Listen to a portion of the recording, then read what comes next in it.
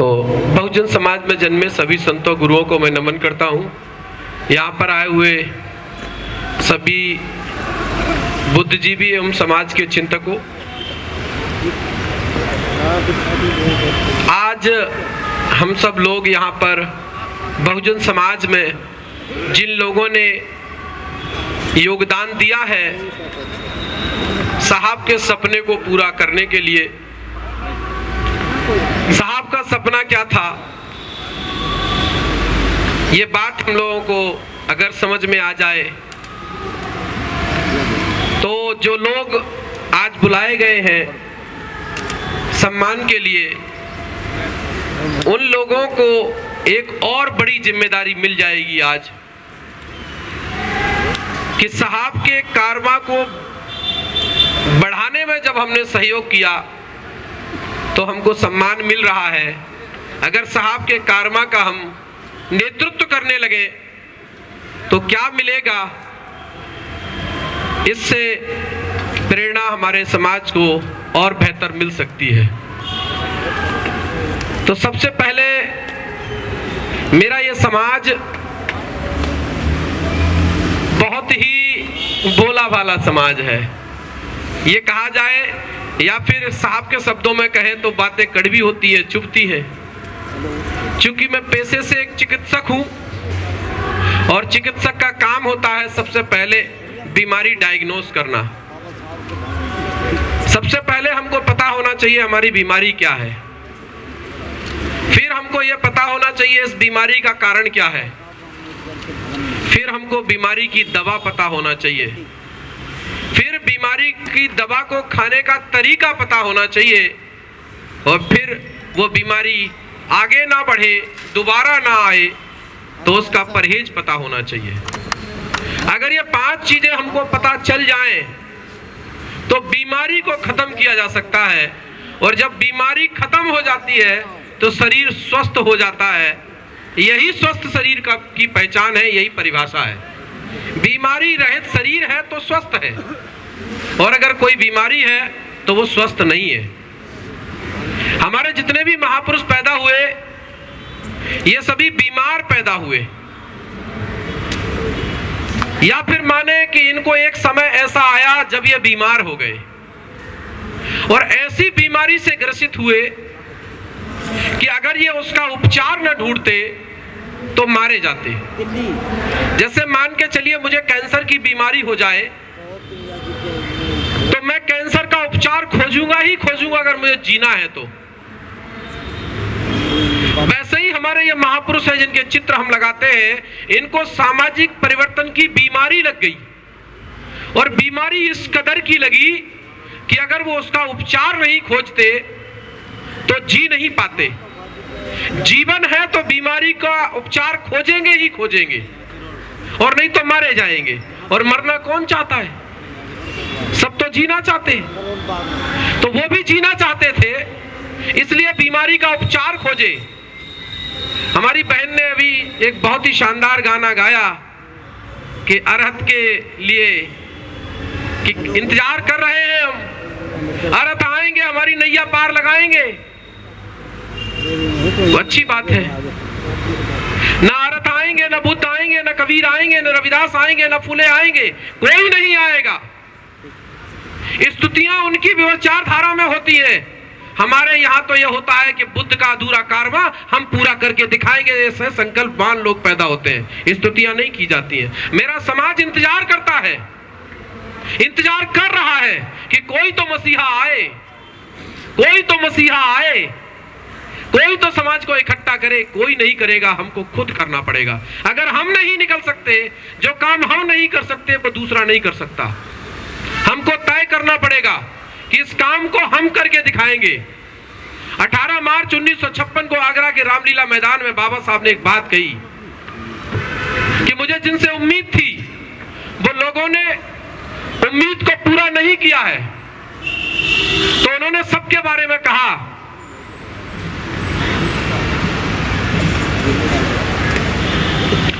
उन्होंने सबके बारे में कहा, और एक अंतिम बात कही। चूंकि यहाँ पर वक्ता काफी होंगे, मैं ज्यादा समय नहीं लूंगा, 5 से 7 मिनट में ही अपनी बात खत्म करूंगा, 10 मिनट के भीतर। उन्होंने कहा कि मेरी स्थिति तंबू में बंबू के समान है। मेरा स्वास्थ्य ठीक नहीं रहता, मैं बूढ़ा हो चला हूं, मैं पता नहीं इस दुनिया से कब चला जाऊंगा। मुझे पूरे देश में कोई एक ऐसा नौजवान नहीं मिल रहा है जो इन करोड़ों असहाय लोगों के हितों की रक्षा करने के लिए आगे आ जाए और मेरी तरह अपना पूरा जीवन इस समाज के लिए समर्पित कर दे, तो मैं चैन से मर सकूंगा। ऐसा नौजवान बाबा साहब भीमराव अंबेडकर को पूरे जीवन काल में नहीं मिला और वो इस दुनिया से चले गए। उसके बाद एक और व्यक्ति पैदा हुआ सामान्य तरीके से। पहली बात तो हमको ये बात बहन जी ने कहा कि जो बाबा साहब कर गए वो कोई कर नहीं सकता। माननीय मेरी बड़ी बहन, मैं निवेदन करता हूं दोबारा ये गाना कभी मत गाना। जो बाबा साहब करके गए हैं वो हम करके दिखाएंगे, यही हमारा जुनून होना चाहिए। कोई नहीं कर सकता तो मतलब जो बाबा साहब कर गए हैं वो कभी होगा ही नहीं। अब थिंकिंग को पॉजिटिव रखना है। बाबा साहब जहां तक करके गए हैं ये हमारे लायक बेटों की जिम्मेदारी है कि हम उस कारवा को आगे लेकर जाएं और बाबा साहब से और एक कदम आगे बढ़कर जाएं, तभी तो खोज होती है। अगर खोज लालटेन पर रुक जाती तो ट्यूबलाइट नहीं आती, अगर ट्यूबलाइट पर रुक जाती तो एलईडी नहीं आती। अब तो और नई टेक्नोलॉजी आने लगी है। तो अगर हमको अपने महापुरुषों के कारवां को आगे बढ़ाना है तो समाज में एक चेतना पैदा करनी है। ये जो महापुरुषों को हमने इतनी ऊंचाई दे दी है कि हम अगर देखते हैं तो हमारी सिर की पगड़ी नीचे गिर जाती है। पहले उनको नीचे लाओ जमीन पर। अगर आपने महापुरुषों को भगवान बनाकर पेश कर दिया तो भगवान पैदा नहीं होते, अवतार लेते हैं। और अवतार की थ्योरी हमारी नहीं है। हमारे यहाँ पर लोग सामान्य रूप से पैदा होते हैं, सामान्य रूप से संघर्ष करते हैं और संघर्ष करते हुए उस मुकाम को हासिल करते हैं। ये प्रेरणा हमको आने वाली पीढ़ियों में देनी है कि हर घर में अंबेडकर पैदा हो सकता है, लेकिन उसके लिए अंबेडकर जैसा त्याग चाहिए, अंबेडकर जैसा बलिदान चाहिए, उनके जैसा संघर्ष चाहिए। हर घर में फुले पैदा हो सकता है, हर घर में कांसीराम पैदा हो सकता है, हर घर में कबीर पैदा हो सकता है, लेकिन कबीर को पैदा होने के लिए कबीर का एक दोहा है, बहुत ही शानदार है। कबीर कहते हैं कि कामी क्रोधी लालची, बड़ा गौर करना, बहुत खतरनाक दोहा है। ये काम क्यों नहीं बन रहा है, इसी में छुपा है। कामी क्रोधी लालची इनसे भक्ति ना होए और भक्ति करे कोई सूरमा, जाति वर्ण कुल खोए। भक्ति का मतलब ये नहीं था कि किसी भगवान के पीछे लग जाओ और जप नाम करने लगो, नहीं। भक्ति का मार्ग था जो कबीर का, वो था मानव कल्याण के दुखों का विनाश करना। ये भक्ति थी उनकी कि मनुष्य के जितने भी दुख हैं उन दुखों को दूर करना, ये भक्ति का मार्ग था उनका। लेकिन अलग प्रकार से पेश कर दिया। और वो कहते हैं कि कौन कर सकता है ऐसा, तो उसके लिए उन्होंने कहा कि कामी क्रोधी लालची, यानी जो काम में, क्रोध में और लालच में बसे हुए लोग हैं, उनसे ये काम होने वाला नहीं है। ये काम कौन कर सकता है? वो कहते हैं कि ये काम करेगा कोई सूरमा। जो क्या कर सकता है? जो अपनी जाति को खोने के लिए तैयार हो जाए, अपने वर्ण को खोने के लिए तैयार हो जाए और अपने कुल को, यानी कि अपने परिवार को खोने के लिए तैयार हो जाए, ऐसा कोई सूरमा होगा वो ये काम कर सकता है। पानी पिलवाना भैया। ऐसा कोई व्यक्ति ये काम कर सकता है। तो बाबा साहब भीमराव अंबेडकर क्या कहते हैं कि कोई भी ऐसा नौजवान मुझे नहीं नजर आ रहा है जो इन करोड़ों हितों की रक्षा के लिए अपना सर्वस्व लगाने के लिए तैयार हो जाए। और बाबा साहब दुनिया से चले गए। एक और व्यक्ति सामान्य तरीके से पैदा हुआ पंजाब की धरती से। बूंगा साहिब गांव में उसका जन्म हुआ, ख्वासपुर का उनके पिता का निवास था। वहां पर वो व्यक्ति पैदा होता है, पूना में नौकरी करता है और नौकरी करते करते उनको कोई इशारा कर देता है, कोई पिंच कर देता है। घटनाएं घटित होती हैं, वो नहीं होती तो कोई और होती, लेकिन वो जो करके गए हैं वो फिर भी करके जाते। तो क्या होता है,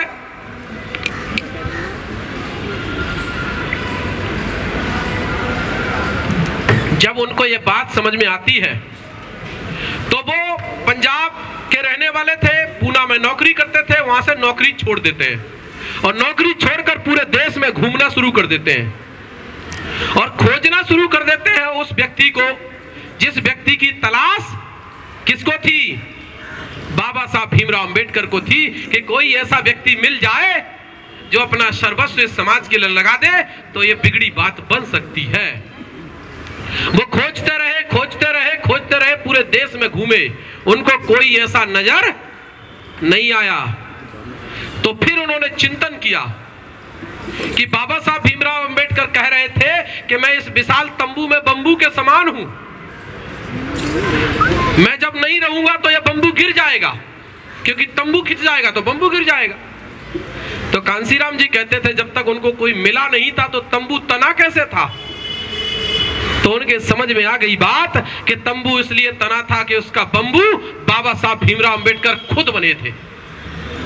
बस यही बात उनके दिमाग में क्लिक कर जाती है। तो जो पुराने साथी है वो जानते हैं कि वो सूरमा बन जाते हैं। फिर कांसीराम जी क्या बन जाते हैं?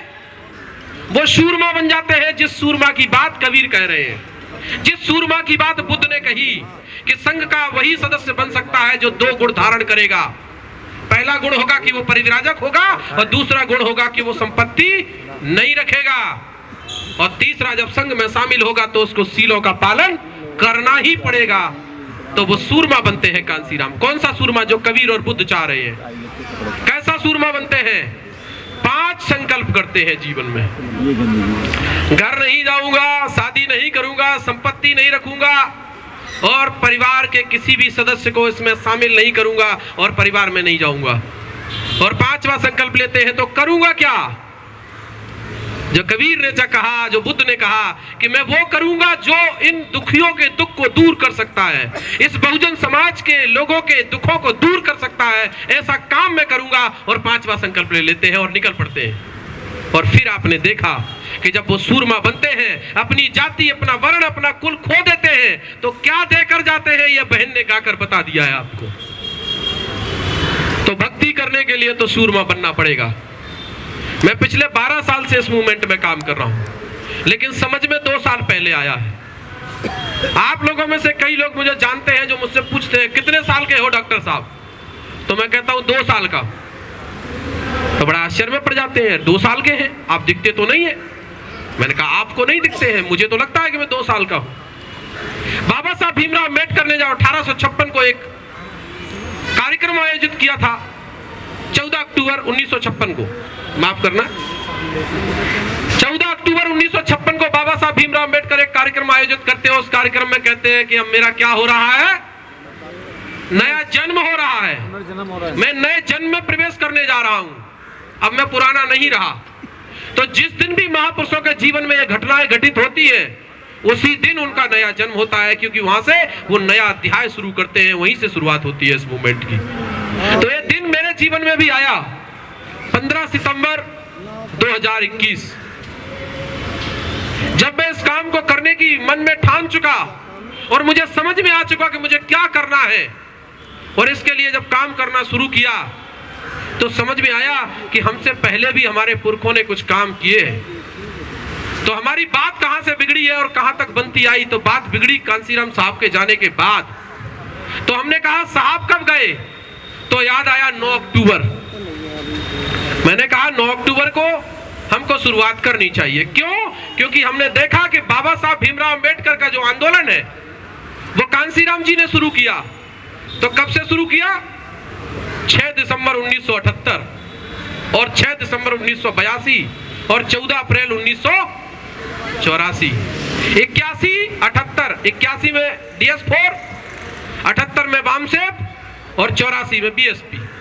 तो मैंने कहा कि हमारे पुरखे की आवाज कब बंद हुई? तो कई लोगों को 9 अक्टूबर पता था, लेकिन जब मैं खोजने निकला तो मुझे याद आया 15 सितंबर। 15 सितंबर वो दिन था जिस दिन मान्यवर कांसीराम साहब हैदराबाद की धरती पर एक कैडर कैंप को आयोजित करने गए हुए थे।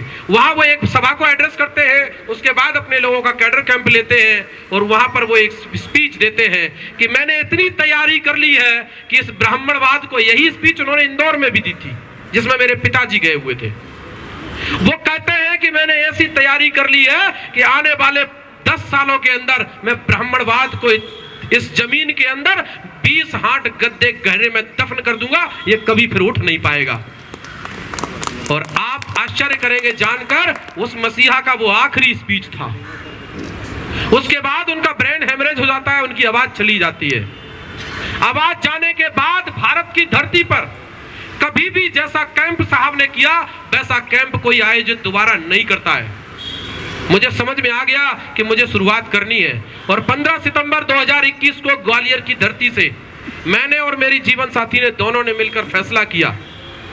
अभी सर ने बताया कि इन्होंने सब कुछ छोड़ दिया, ये सब वहां तक के लोगों के लिए तो ठीक है जो सामान्य लोग हैं, छोड़ा कुछ नहीं जाता है। जब मकसद बड़ा हो जाता है तो छोटे छोटे रोड़े छूट जाते हैं। परिवार एक छोटा रोड़ा है, रिश्तेदार एक छोटे रोड़े हैं, नौकरी एक छोटा रोड़ा है, संपत्ति एक छोटा रोड़ा है। और जब आपका मकसद बड़ा होगा तो ये छोटे रोड़े अपने आप छूट जाएंगे, इनको छोड़ने की जरूरत नहीं पड़ती है।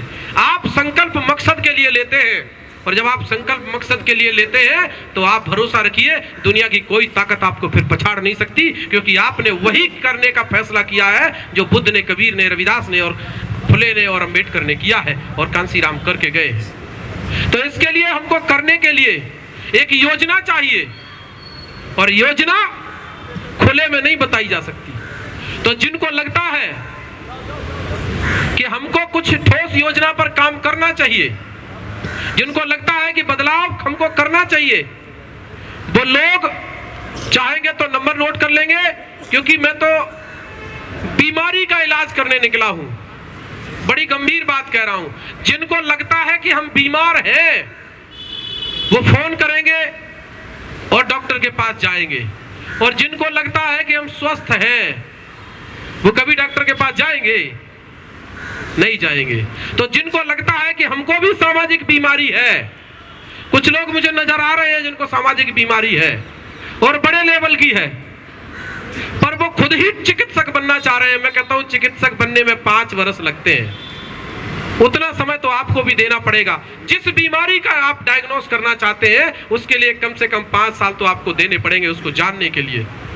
तो एक आप आईएएस बेहतर हो सकते हैं, एक आईपीएस बेहतर हो सकते हैं, लेकिन सामाजिक परिवर्तन की बीमारी का अगर डॉक्टर बनना है तो पहले सामाजिक परिवर्तन को आपको समझना होगा, और समझ जाएंगे तो आप उसका इलाज भी खोज लेंगे।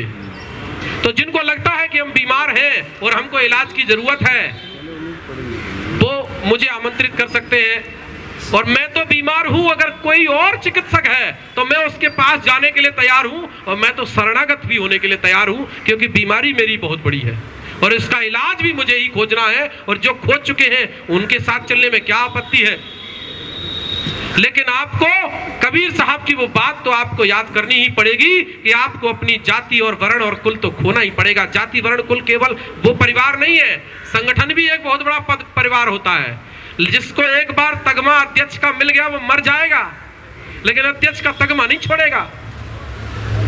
तो इस बात को समझने के लिए जो सब कुछ खोने के लिए तैयार होगा वो परिवर्तन करके दिखाएगा। तो आप लोगों को कभी मौका लगे तो जरूर बुलाइएगा। हम लोगों ने सामाजिक परिवर्तन का काम शुरू किया है, और वो 3 चीजों से शुरू किया है कि हम लोग पहले एक साथ बैठना शुरू करें। तथागत बुद्ध के जीवन की एक घटना बोलकर मैं बात खत्म कर रहा हूं। अजात शत्रु जब तथागत बुद्ध से बात करते हैं, घटना है लिच्छवियों के संबंध में। जो बुद्धिस्ट लोग हैं वो उस बात को बहुत अच्छे से समझते हैं। अजात शत्रु बुद्ध के पास आते हैं और पूछते हैं कि हम लिच्छवियों को नहीं हरा पा रहे हैं, क्या कारण है बुद्ध। तो बुद्ध ने कहा पहले आप पता करके आइए क्या वो लोग एक साथ बैठते हैं। तो वो पता करवाते हैं तो पता चलता है कि हाँ बुद्ध वो एक साथ बैठते हैं। तो वो कहते हैं कि एक और बात पता करवाइए, क्या वो एक साथ भोजन करते हैं। तो वो पता करवाते हैं, वो कहते हैं हाँ बुद्ध वो एक साथ भोजन भी करते हैं। तो बुद्ध कहते हैं तीसरी बात भी पता करवाइए, क्या वो एक साथ अपने समारोह करते हैं। तो वो पता चल करवाते हैं तो उनको पता चल जाता है कि हाँ वो एक साथ समारोह भी करते हैं। बुद्ध कहते हैं तुम नहीं हरा सकते। जो समाज एक साथ बैठता है, एक साथ भोजन करता है और एक साथ अपने समारोह करता है, उस समाज को कोई दुनिया की ताकत हरा नहीं सकती है। और ब्राह्मणवादी व्यवस्था ने, जिसको कांसीराम जी ये पेन दिखाकर बता रहे हैं, इसने हमारे तीनों काम रोके हुए हैं।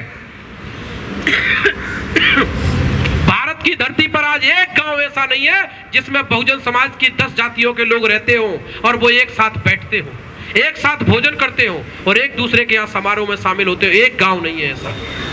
अगर हम ये काम शुरू करा दे तो हमारी बीमारी दूर हो सकती है, लेकिन ये कराना इतना आसान नहीं है।